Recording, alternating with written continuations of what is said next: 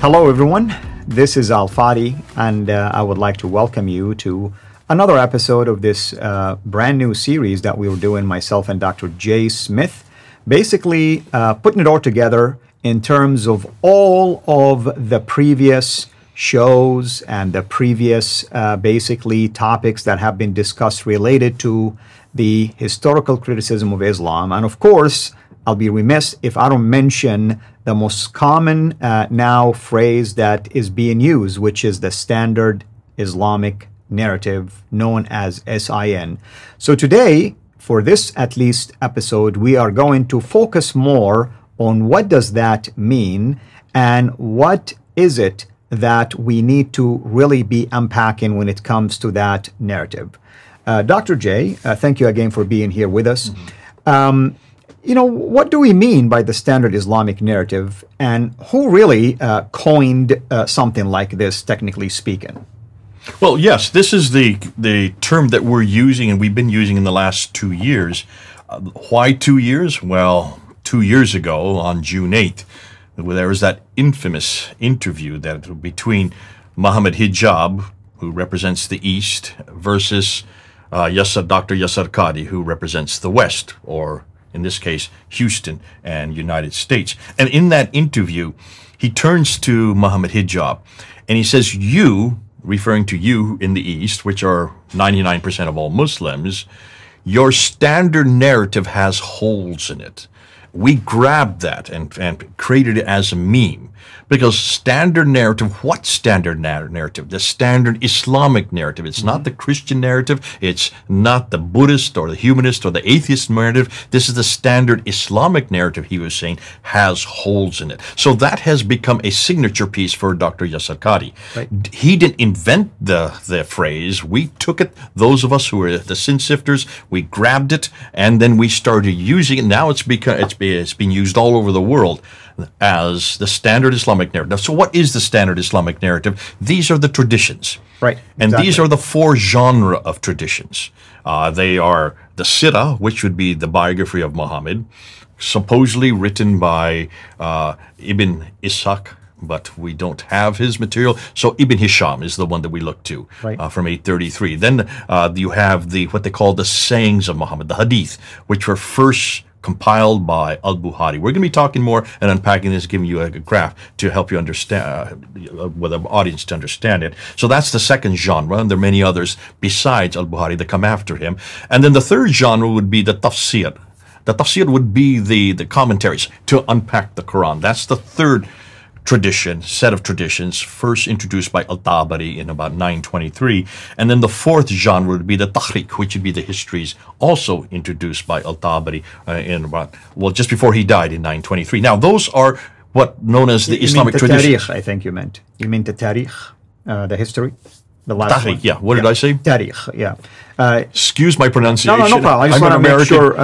I should let you actually do these since you know. When you said tahriq, it meant grammar. I wanted to just make sure people understood what you're trying to say. It's tariq that you're focused on. Yeah. Now, these four genres, Sirah, Hadith, Tafsir, and Tariq, are the four, what most academics know as the Islamic traditions. We have capsulated that as a standard Islamic narrative. And we purposely do that because we're trying to confront that narrative. It's that narrative that all these episodes are going to be about. Right. And I want to say that narrative that you are going to at least critique right now, within it embedded the book, the man, and the place. Yes, because that narrative is all. If you look, the Sirah and the Hadith are all about Muhammad. They're all about what he did, what he said. We have the same thing in Christianity, in the New Testament. The New Testament would be the parallel to that. We also have the Sirah of Jesus. That would be Matthew, Mark, Luke, and John.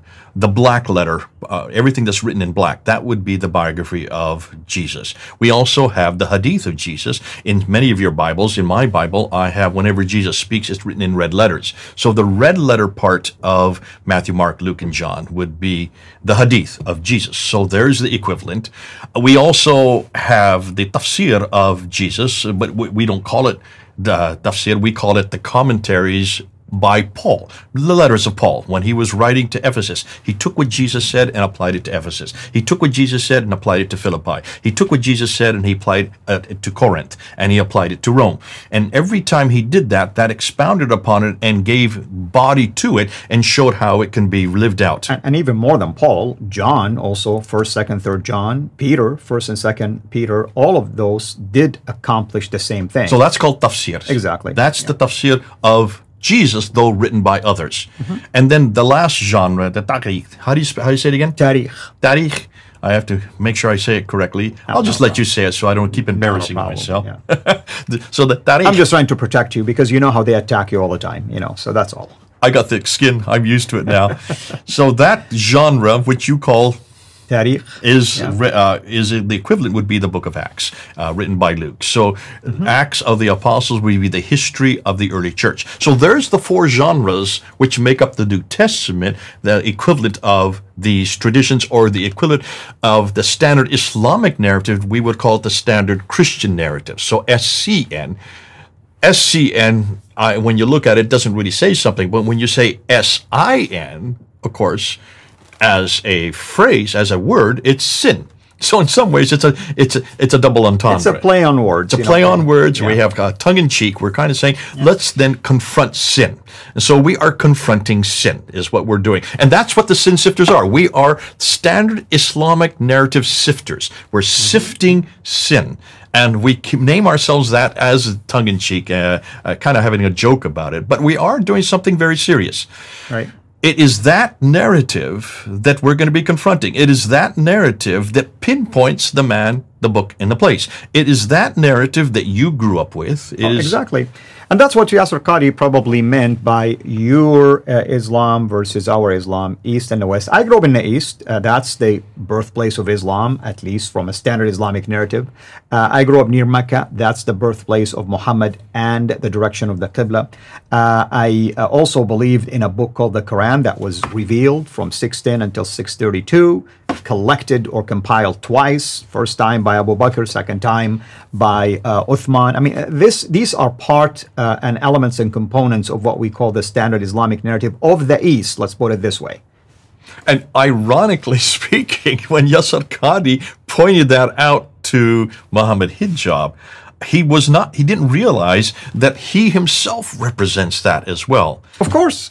It's kind of interesting when he said East and West. I mean, there is no such thing. There's one Islam, technically speaking. His West really represents probably 1%, less than 1% of all Muslims. Really what he's saying is academic Islam. The academia here in the West has a different set of criteria, have a different genre, a different milieu that they have to work in. And he was pointing that out to Muhammad Hijab. He didn't realize we were all watching this. Yeah. And I want to give him credit, by the way. He is absolutely correct when it comes to the academic field in the West. You're open to critique in Islam and its sources. You cannot do it in the East. You'll be basically, technically speaking, ostracized and maybe even thrown in jail and hung if you dare to do something like that. So I can see where he's coming from academically speaking, but you're absolutely correct. When it comes to the practice of Islam, sure, maybe there is 1-2% that may dare to go against the mainstream. And did you see the dilemma that came out in that interview? If you look at that interview, he turns towards Muhammad Hijab, says, your standard narrative has holes in it. He didn't realize, and what he was saying really is, we in the West, we live in a completely different atmosphere. We have to follow a different criteria.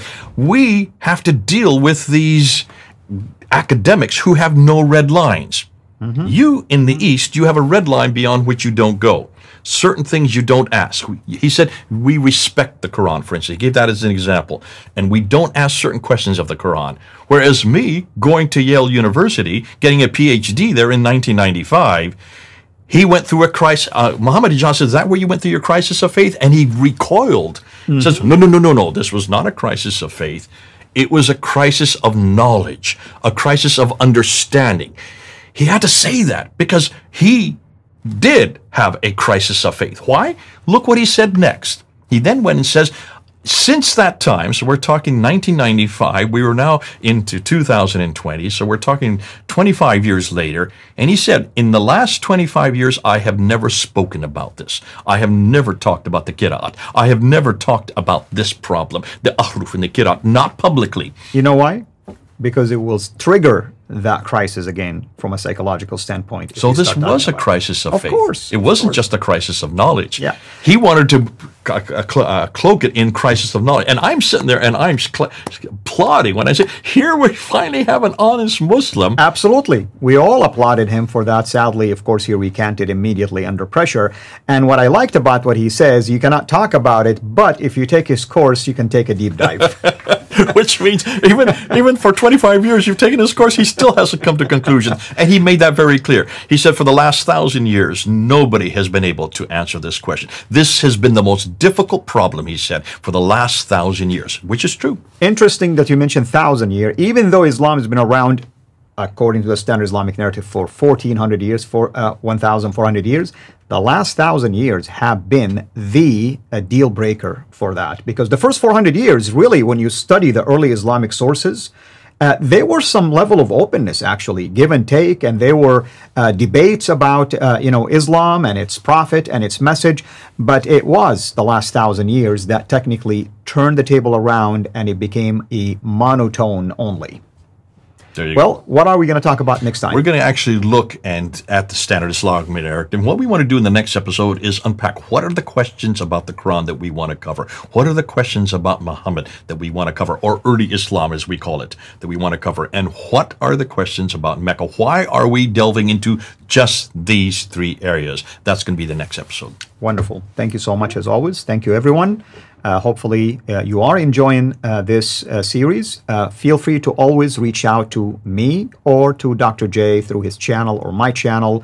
If you have questions, if you have clarifications, if you even have recommended sources, we're always welcome in that, and we take your comments very seriously. In fact, the whole series that we're doing is because of your comments, because we wanted to make sure we honor your request to put it all together in a way that hopefully will be helpful to you.